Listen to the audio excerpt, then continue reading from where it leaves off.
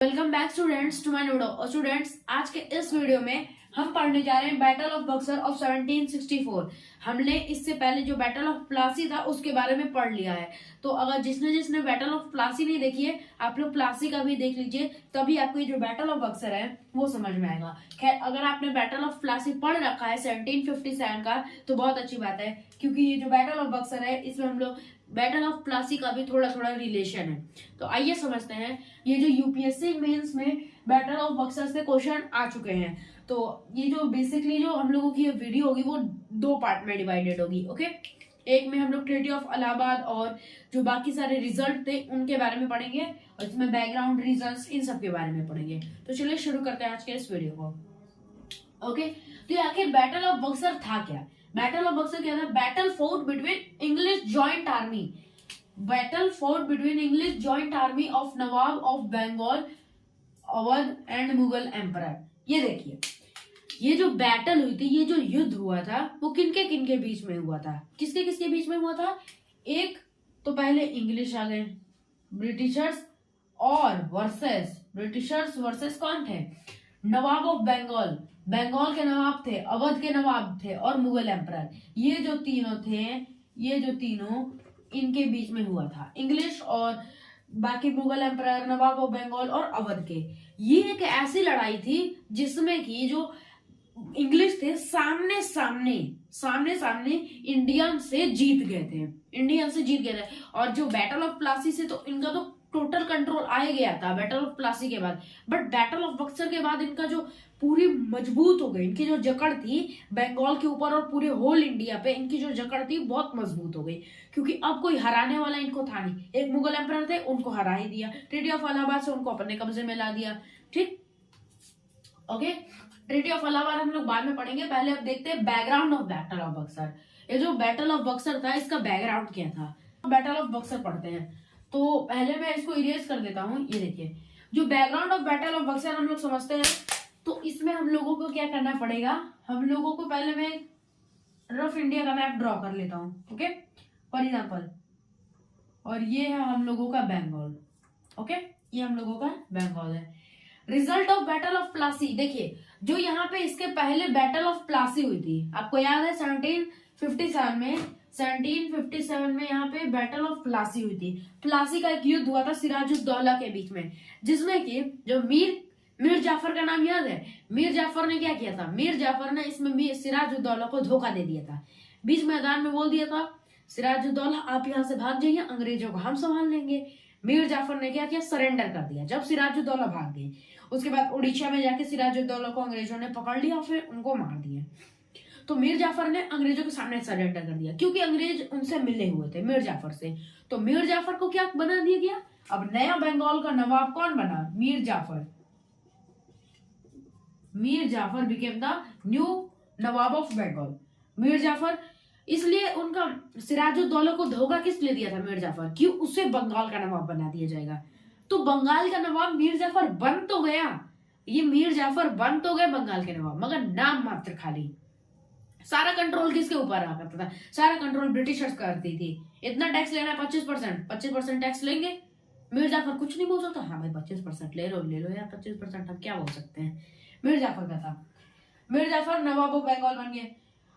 अब देखिए, जो सिराज और ये जो मीर जाफर थे, ब्रिटिश मेड देयर पपेट, इनको तो अपना पुतला बना दिए, जो मन करता था, ये खाली नाम मात्र थे। असली कंट्रोल ब्रिटिशर्स चलाया करते थे बंगाल में। फ्री ट्रेड पॉलिसी, फ्री में ट्रेड किया करते थे, कोई कुछ नहीं बोल सकता। ना टैक्स देंगे राजा को क्यों टैक्स दे? हमारे पास फरमान है, हमारे पास जो फरमान है उसके वजह से नहीं देंगे tax.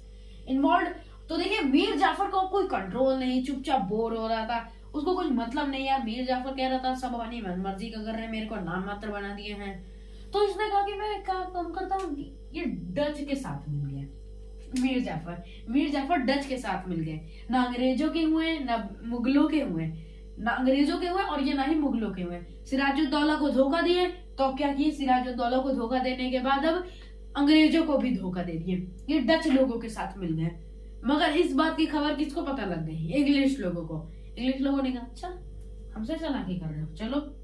Mir Qasim, son in law of Mir Jafar. Mir Jafar का जो सन इन लॉ था मीर कासिम, ये मीर जाफर जो थे इनके सन इन लॉ थे मीर कासिम।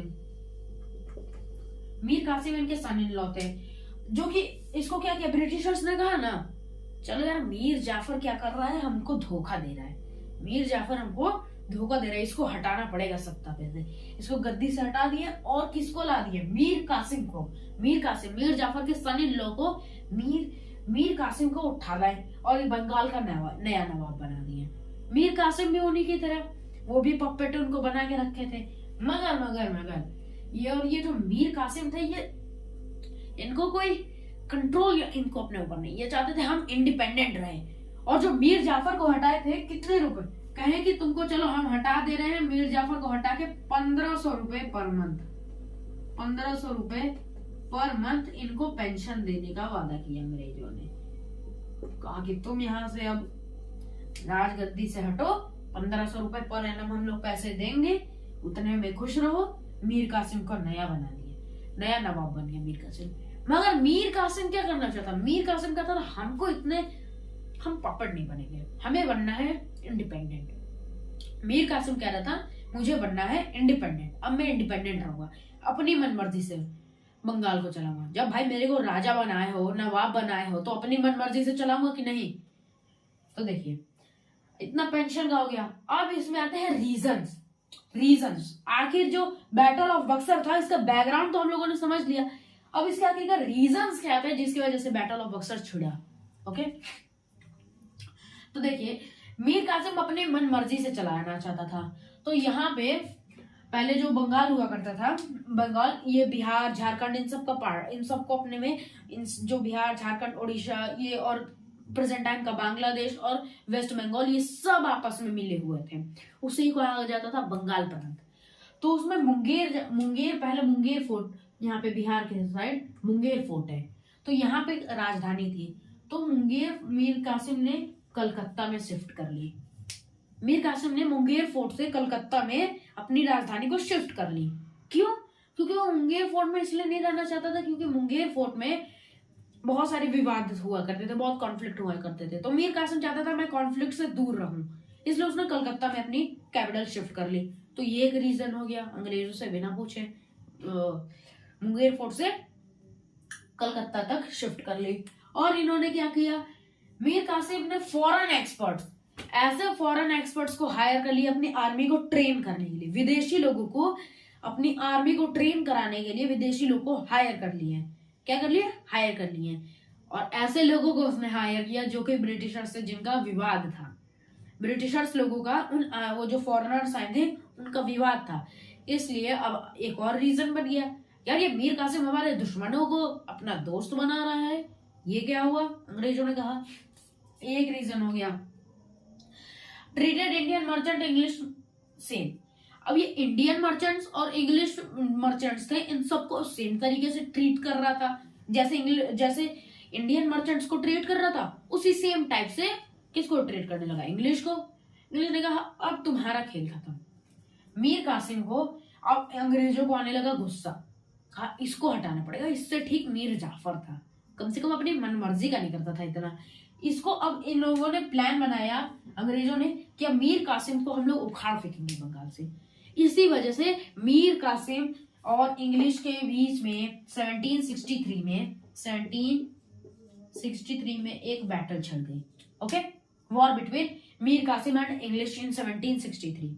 अब ये बैटल के बारे में हम लोग पूरा डिस्कस करने वाले हैं आगे। तो चलिए हम लोग आगे समझते हैं। आगे हम लोग देखेंगे जो पहले हम लोग इसमें course of battle of Buxar पढ़ेंगे। जो course of battle of Buxar पढ़ने से पहले हम लोग देख लेते हैं कि जो ये बैटल हुआ था बैटल ऑफ बक्सर, ये किस किस के बीच में हुआ था, कौन कौन पार्टिसिपेट किए थे। तो चलिए देखते हैं। पहला है मीर कासिम थे, शुजाउद्दौला और शाह आलम द्वितीय। जो शुजाउद्दौला थे ये अवध के थे और शाह आलम सेकंड। ये जो मीर कासिम ने क्या किया, शुजाउद्दौला और शाह आलम सेकंड को अपने पास बुलाया और प्लान किया कि देखो भाई ये ब्रिटिशर्स है ना, हमें इनसे फायदा हो रहा है ना तुम्हें इनसे फायदा हो रहा है, मेन कंट्रोल इनके पास है, हम खाली नाम मात्र हैं। तो एक काम करते हैं, क्यों ना हम लोग आपस में मिल के इनको उखाड़ फेंका जाए बंगाल से। शुजाउद्दौला ने कहा ठीक भाई प्लान है, मेरे भाई आबाद में ऐसा ही कर रहे हैं यार। तो मीर कासिम ने भी कहा, शाह आलम ने भी कहा चलो ठीक है। और अंग्रेजों की तरफ से, ब्रिटिशर्स की तरफ से कौन, उनका अंग्रेजों का समर्थक कौन था? Hector Munro. हेक्टर मुनरो जो था ये इंग्लिश साइड से था, कहां से था, इंग्लिश साइड से ये लड़ रहा था हेक्टर मुनरो। ओके, तो अब हम लोग course of battle of Buxar पढ़ते हैं। Course of battle of Buxar कहता है मीर कासिम फ्लड टू अवध, मीर कासिम अवध भाग गया। मीर कासिम जो था बंगाल में था, अवध भाग गया। ओके, प्लान, और उसने शुजाउद्दौला और शाह आलम द्वितीय के साथ प्लान किया ताकि बंगाल से अंग्रेजों को उखाड़ फेंके। 1764 में जो मीर कासिम के सोल्जर थे और हेक्टर मुनरो के सोल्जर आपस में भिड़े, जिसमें मीर कासिम हार गए। मीर कासिम के क्या हुआ, मीर कासिम डिफीट हो गए, और ये मीर कासिम जो थे यहाँ से भाग गए यहाँ से। ओके, और बाकी के जो बचे वो दो सरेंडर कर दिए, शुजाउद्दौला और शाह आलम द्वितीय ने, मीर कासिम भाग गए, और ये जो अदर जो दो बचे शुजाउद्दौला और शाह आलम द्वितीय, इन्होंने सरेंडर कर दिया अंग्रेजों के सामने। और जो बैटल ऑफ बक्सर था, battle of Buxar ended with treaty of Allahabad, ये इलाहाबाद की संधि द्वारा एंड हुआ। अभी इलाहाबाद की संधि क्या थी इसके बारे में हम लोग अगली वीडियो में पढ़ेंगे। तो आज के इस वीडियो में बस इतना ही। अगर आपको वीडियो पसंद लगी तो लाइक कीजिए, शेयर कीजिए, सब्सक्राइब कीजिए। मिलते हैं हम लोग अगले वीडियो में, तब तक के लिए बाय, थैंक यू।